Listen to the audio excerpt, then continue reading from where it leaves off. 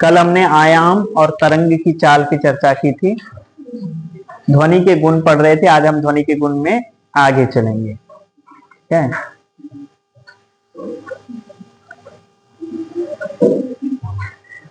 सबसे पहले यही पढ़ना है, वेव नंबर, तरंग संख्या। ठीक है ना? तो पहले तरंग की परिभाषा कल पढ़े थे ना। तरंग क्या है ना? दो क्रमागत स्ट्रिंग या दो क्रमागत गर्तों के बीच का जो डिस्टेंस होता है उसको हम क्या कहते हैं? तरंग कहते हैं। एक तरंग गया, उसके क्रमागत स्ट्रिंगों या गर्तों के बीच का जो डिस्टेंस है वो आपका तरंग दैर्ध्य करता है, वेवलेंथ कहलाता है ना? अब वेवलेंथ जो है, उसके बाद है वेव नंबर, तरंग संख्या क्या होती है?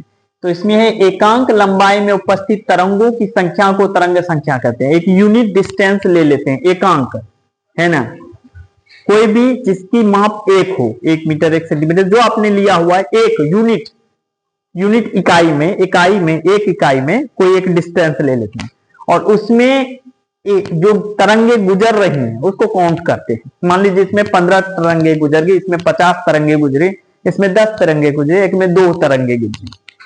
तो आप कहेंगे कि जब लास्ट वाली जो है उसमें तरंग की संख्या कम है, अंतिम पर शुरू वाले के दूसरे वाले में तरंग की संख्या ज्यादा है। तो तरंग की संख्या इकाई जो दूरी है उसमें नंबर ऑफ वेव्स कितने क्रॉस कर रहे हैं उसकी संख्या ही तरंग संख्या कहलाती है। ठीक है ना? इसे न्यू बार द्वारा सूचित करते हैं। न्यू लिखते हैं, आवृत्ति को सूचित करते हैं। आवृत्ति में भी देखे थे ये वेव्स की संख्या डिपेंड करती है, उसके ऊपर रेखा खींच देते हैं छोटा सा, तो न्यू बार है। इसे प्रदर्शित करते हैं। इसका ऐसा मात्रक प्रति मीटर होता है ना, प्रति मीटर होता है। अब इसमें दूसरा टर्म आता है कला या फेज। तरंग संचरण में कंपन करते हुए किसी कण की किसी क्षण कला उस क्षण कण की स्थिति तथा गति की दिशा को व्यक्त करती है ना? किसी एक खास वाइब्रेशन करते हुए है ना, कण किस डिजाइन में जा रहा है, किस दिशा में जा रहा है, ये अगर व्यक्त करने की बात हो तो हम कहते हैं कला में। उसकी कला व्यक्त करती है, उसकी दिशा को व्यक्त करती है, उसकी गति की अवस्था को व्यक्त करती है।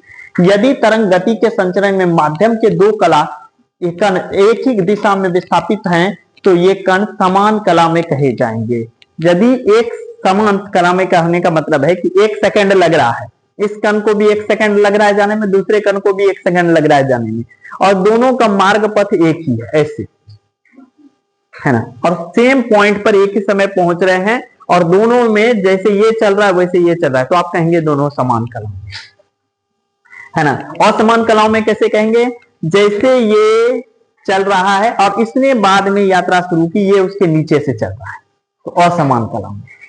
समान कलाओं में आने की बात है कि एक जैसे एक समय में एक जैसी एक समय में यात्राएं प्रारंभ कर रहे हैं वो कण और एक जैसी पथ को अनुसरण करते हुए जा रहे हैं।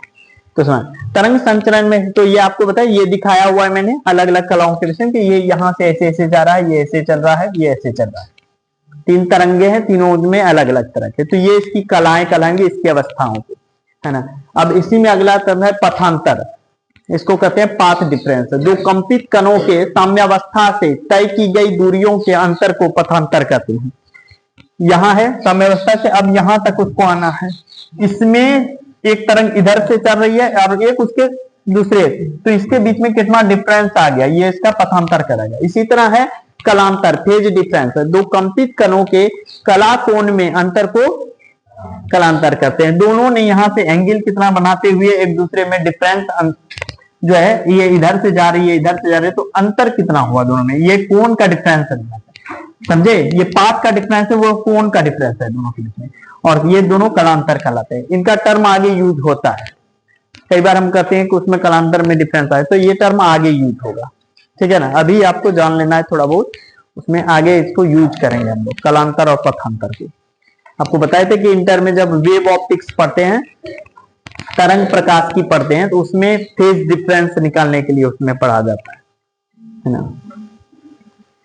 अब थोड़ा इसमें देखो, डॉपलर प्रभाव, डॉपलर इफेक्ट्स, दैनिक जीवन में इसका बहुत महत्व है।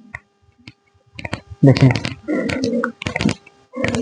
जब देखिएगा कि कहीं गाड़ी आ रही है, गाड़ी नजदीक जब आती है तो उसके साउंड में चेंजिंग आ जाता है, दूर जाती है तो साउंड अलग है ना। रेलवे के किनारे आप जब खड़े रहते हैं स्टेशन पर, ट्रेन दूर से जो आ रही है उसकी आवाज कुछ और सुनाई पड़ती है, नजदीक आती है तो ये आवाज बदल जाती है वही सायरन में, और यदि स्पीड में गुजर जाए तो आवाज कुछ अलग लगता है, सी देखिए अलग से आवाज निकलती है। लेकिन वही दूर से रहती है तो मोटी दिखाई देती है, और फिर नजदीक आती है पतली तीक्ष्ण हो जाती है ना। तो ये प्रभाव डॉपलर प्रभाव कहलाता है, डॉपलर इफेक्ट कहलाता है। इसमें क्या है देखो, किसी तरंग स्रोत तथा प्रेक्षक, प्रेक्षक मतलब ऑब्जर्वर देखने वाला, अंग्रेजी क्या होगा उसका, ऑब्जर्वर है ना। और जहां से तरंग लेके वो तरंग स्रोत है, सोर्स उसको कहेंगे। सोर्स मतलब जहां से तरंगे प्रोड्यूस हो रही है, वो कोई साउंड बॉक्स हो सकता है, समझे, कोई जोर से बोलने वाला व्यक्ति हो सकता है, कोई गायक हो सकता है, या कोई भी ऐसा स्रोत जहां ध्वनि पैदा कर रहा है, प्रोड्यूस कर रहा है, उसके बारे में हम बोल रहे हैं। तो किसी तरंग स्रोत तथा प्रेक्षक के मध्य सापेक्ष गति के कारण, सापेक्ष गति कहते हैं एक की गति यदि दूसरे की गति इससे जुड़ी हुई हो, एक को स्थिर रखा, इसको स्थिर मान के दूसरे को गति करवाया आपने, या इसको स्थिर मान के इसी को गति करवा दिया। एक की अपेक्षा तुलना करने में दोनों को जब आप यूज कर रहे हैं तो सापेक्ष गति कहेंगे इसको, है ना। तथा प्रेक्षक के मध्य सापेक्ष गति के कारण प्रेक्षक को तरंग की आवृत्ति बदलती हुई प्रतीत होती है। ऐसा लगता है कि थोड़ा सा जो है उच्च तीक्ष्णता कम हो रही है, ज्यादा हो रही है। तो ये जो घटना है तरंग आवृत्ति की आभासी परिवर्तन, आभासी मतलब प्रतीत हो रहा है, लग रहा है, ऐसा तो होता है, रियल में वो अपना साउंड घटा बढ़ा नहीं रहा है, लेकिन हमें लग रहा है। तो आभासी परिवर्तन को डॉपलर प्रभाव कहते हैं। इस प्रभाव के कारण ही जब रेलगाड़ी सीटी बजाते हुए आती है तो उसकी ध्वनि तीक्ष्ण सुनाई पड़ती है, नजदीक आती है। इसके दो महत्वपूर्ण स्थितियों के बारे में हमने चर्चा किया है। पहली स्थिति मान लीजिए स्रोत की ओर गति हो रही है, श्रोता है ना, यहाँ जो है साउंड बॉक्स है, डीजे चल रहा है या कहीं साउंड लगा हुआ है, और आप उसकी ओर ही बढ़ रहे हैं, साउंड वेव से आपको पता है कि ये क्या है। अच्छा, साउंड क्या है, अनुप्रस्थ तरंग है कि अनुदैर्ध्य तरंग है, सोच के बताइएगा, उस दिन हम बताए हुए हैं अनुप्रस्थ। अब ये क्या कर रहे हैं, अच्छा इनमें संपीड़न विरलन का कॉन्सेप्ट लगता है या फिर तरंग का कॉन्सेप्ट लगता है, उच्च दोलन या जो ज्वलन या कंपन जो बताए थे आपको, स्प्रिंग गर्त बला वैसे बढ़ता है या संपीड़न विरलन के रूप में। ठीक है, तो देखिए जैसे ये हवा का दबाव आगे आता है तो ये क्या करता है, साउंड बताए थे वाइब्रेट करते हैं, तो ये जो कंपन करते हैं तो इसके दबाव बढ़ा देते हैं, है ना, फिर ये फैलाता है, फिर दबाव बढ़ता है। तो जैसे दबाव बढ़ेगा, नजदीक आएंगे कम, ज्यादा वाइब्रेट करते हुए आपको तीक्ष्ण सुनाएगा, दूर जाएगा कण दूर होएगा, है ना, तो उसके वाइब्रेशन जो है वो कंपन जो है वो कम हो रहे हैं, नतीजा हो रहा है आपको कम सुनाई दे रहा है। तो यही है, जब साउंड की ओर हम जा रहे हैं तो दूरी घटेगी, आवृत्ति क्या होगी, बढ़ेगी, है ना। जब भी दूरी घटेगी आवृत्ति बढ़ेगी, है ना। दूरी घट रही है श्रोता और किसके बीच में, श्रोता और प्रेक्षक के बीच में। ऑब्जर्वर ये है, ये ऑब्जर्वर है और ये स्रोत है, स्रोत और ऑब्जर्वर, है ना, दोनों की बात कर रहे हैं। ये स्रोत है और ये प्रेक्षक है, देखने वाला, ये प्रेक्षक है और ये स्रोत है।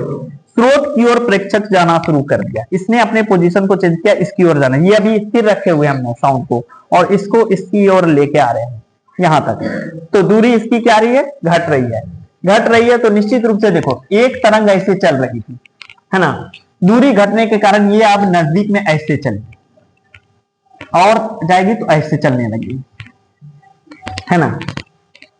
नतीजा क्या हुआ, आवृत्ति बढ़ गई, आवृत्ति बताए थे, इकाई सेकंड में जो तरंगों के कंपन की संख्या है वो बढ़ गई, तो तेज सुनाई देगी कि नहीं, तीक्ष्ण सुनाई देगी। तो क्या होगा, आवृत्ति बढ़ेगी, तारक तो बढ़ जाएगा, अर्थात तीक्ष्णता बढ़ जाएगी। दूसरे कंडीशन में करते हैं कि अब साउंड तो वहां चल रहा है, आप दूर गए, अभी जैसे साउंड बज रहा है तो हम उसके यहाँ अभी हमको नॉर्मल सुनाई दे रहा है, लेकिन जो व्यक्ति वहां खड़ा होगा उसको ज्यादा सुनाई देगा, है ना, उस पर ज्यादा प्रभाव पड़ेगा, उसको दूसरे की आवाज कम सुनाई देगी, साउंड की आवाज ज्यादा सुनाई देगी, है ना। तब यहां से व्यक्ति को हमने साउंड तो स्थिर रखा हुआ है, फिर व्यक्ति को हमने कहा कि यहां से जाइए, व्यक्ति यहां से दूर जा रहा है तो दूरी बढ़ेगी, है ना।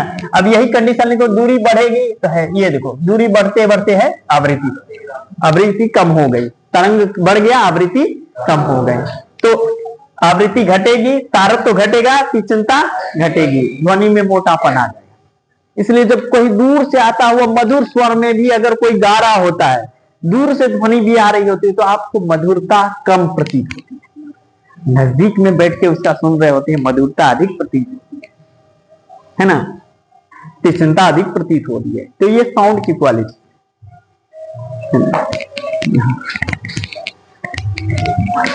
ये यहाँ। दूसरा हमने कहा कि अब श्रोता को कहे कि आप खड़े रहिए, और हमने जो सुनने वाला लिसनर है, हमने कहा आप प्रेक्षक को कहा कि हम आप खड़े रहिए, अब हम स्रोत को ही आपके पास लेके जाएंगे, डीजे ही आपके पास जाएगा, आपको कहीं नहीं जाना है, डीजे आपके पास जाएगा, आपको सुनने का मन है, डीजे हम ले आते हैं आपके पास, आप सिर्फ सुनिए, हम ले आएंगे। उसमें कोई भी गीत आप चल रहे होते हैं, शादी का गीत चल रहा है, मरनी का गीत चल रहा है, उसे कोई फर्क नहीं, हम आपको सुनाएंगे, है ना। तो व्यक्ति को यहां खड़ा कर दिया है और साउंड को इधर लेके आ रहे हैं, साउंड को जैसे नजदीक लेके आ रहे हैं तो क्या होगा बताए थे, दबाव जो है उसके कण के बीच में संपीडन होगा, कणों में संपीडन होगा, फिर विरलन संपीडन ऐसे करके चलता है, तो संपीडन होगा मतलब तारक तो क्या होगा, उसकी फ्रीक्वेंसी बढ़ जाएगी, तो भी हमको ज्यादा सुनाई देगी। दूसरा आपने क्या किया कि नॉर्मल स्पीड में जहां पर था, मान लीजिए साउंड यहाँ हम लोगों को दिक्कत हो रही थी पढ़ने के लिए, किसी भले मानस ने कहा कि यहाँ बच्चे पढ़ रहे हैं, इनको दिक्कत हो रही है, लेते चलिए, तो वो स्रोत को ही उठा के लेते चले गए, दीवार के उस पार उन्होंने रख दिया।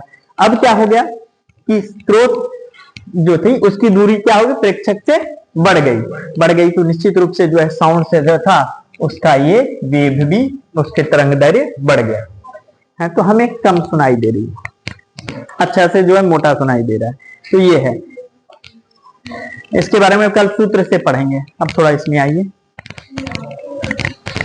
कुछ बातें जो लिखी हुई हैं।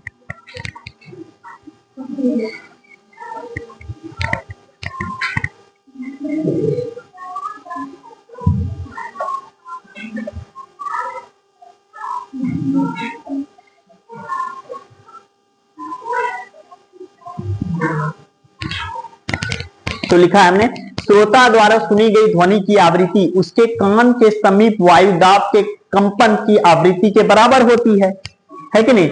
जो सुनते हैं यहां जो कंपन कर रहा है, आप जो बोले है ना, जो बोले इसने ट्रेवल करना शुरू किया, और ये ट्रेवल करते करते कहां आपके कान तक गई, यहां इन्होंने कंपनों को कंपन करवाया, वाइब्रेट करवाया, तो आपके कानों में जो गई वो उस कंपन की आवृत्ति के बराबर गई, है ना, होती है। परंतु यदि श्रोता व ध्वनि स्रोत गतिमान हो, चाहे तो आप अपने पोजीशन को चेंज कर रहे हो, है ना, तो भी यहाँ की वायु चेंज होगी, कण चेंज होंगी, तो वहां से जो वाइब्रेशन हो रहा है वो तो ये एक समान वाइब्रेट कर रहा है, लेकिन जब आप चेंज कर रहे हैं तो इस वाइब्रेशन में चेंजिंग आ रही है। जब वाइब्रेशन में चेंजिंग आ रही है ना, श्रोता और जो वहां जो स्रोत उत्पन्न, जिससे श्रोता है जो सुनने वाला है, और जो स्रोत है, दोनों में यदि डिफरेंस बढ़ते जा रहा है, वहां वायुदाब में भी अंतर आते जा रहा है, इसके कारण जो है ध्वनि में भी अंतर आती है। आपने देखते हैं कि हवा चल रही होती है, यदि हवा उस ओर से आ रही है और आप भी वहां से बोल रहे होते हैं तो आपको क्लियर सुनाई दे रहा होता है, लेकिन हवा इधर से चल रही है और वो व्यक्ति वहां से खड़ा होकर बोलने की कोशिश कर रहा है, उसकी आवाज कम हो जाती है ना, क्योंकि हवा के कण जो होते हैं उनकी डेंसिटी घट बढ़ रही है, जिसके कारण वहां वाइब्रेशन भी घट बढ़ रहा है ना, इसके कारण ध्वनि की तीव्रता कम या ज्यादा हो रही है।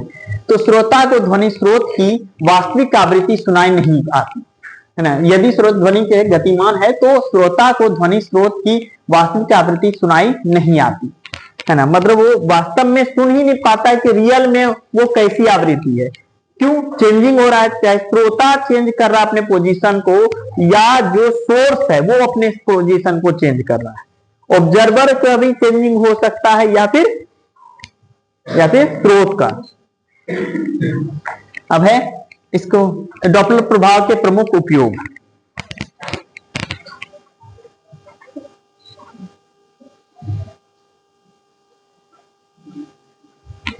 गतिमान पिंड की आवृत्तियों में डॉपलर प्रभाव के कारण आने वाली अंतर का उपयोग सेना औषधि विज्ञान, सेना मिलिट्री में भी होता है। मिलिट्री के उपकरण इसी प्रभाव पे बहुत सारे काम करते हैं, है ना। कल हम लोग इसकी चर्चा करें। खगोलिकी समझते हैं, आकाशीय पिंडों के अध्ययन से संबंधित। जैसे विविध क्षेत्रों में पिंडों का वेग ज्ञात करने के लिए किया जाता है। अभी इसका उपयोग पुलिस यह जांचने के लिए करती है कि कोई गाड़ी गति सीमा से अधिक गति है तो चलाई जा रही है ना। देखो कैसे कि आपने जो है एक यहाँ फिक्स करके रखा है कि इतना नजदीक आने पर इतना साउंड नॉर्मल गति से जो आती है वो इतना साउंड प्रोड्यूस करती है। आपको फिक्स करके रखा है ना। साउंड इंडिकेटर्स है आपके पास, फिक्स करके आपने रखा हुआ है कि यहां पर अगर गुजरेगी ना तो ऐसा साउंड आएगा, अगर इस स्पीड में जाएगी तो, है कि नहीं, ऐसा सुनाई देगा। वो अगर हाई स्पीड से जा रहा है उससे तो सुनने में अलग आएगा उसका, बहुत स्लो जा रही है तो भी अलग आएगा। एक नॉर्मल स्पीड से यदि ज्यादा जाएगा तो पकड़ लेगा कि नहीं ये स्पीड से ज्यादा जा रहा है। इस डॉपलर प्रभाव का उपयोग करके हम ये पता कर सकते हैं कि यहां पर इसने स्पीड बढ़ाई थी, आप इतने स्पीड में क्यों थे, है कि नहीं, नॉर्मल स्पीड से आप ज्यादा में थे। तो स्पीड की सीमा तय करने में भी पुलिस इसका उपयोग करती है, डॉपलर प्रभाव का। ठीक है, कल इक्वेशन की सहायता से इसका पढ़ेंगे। इक्वेशन चेंज, इसके हमें डॉपलर प्रभाव का इक्वेशन निकालेंगे और उसकी सहायता से समझेंगे कि कैसे इसमें चेंजिंग आता है। अलग अलग सिचुएशन में ये जो हमने सिचुएशन बनाई हुई थी इसमें चेंजिंग कहां कहां आता है और कैसे आता है। ठीक है।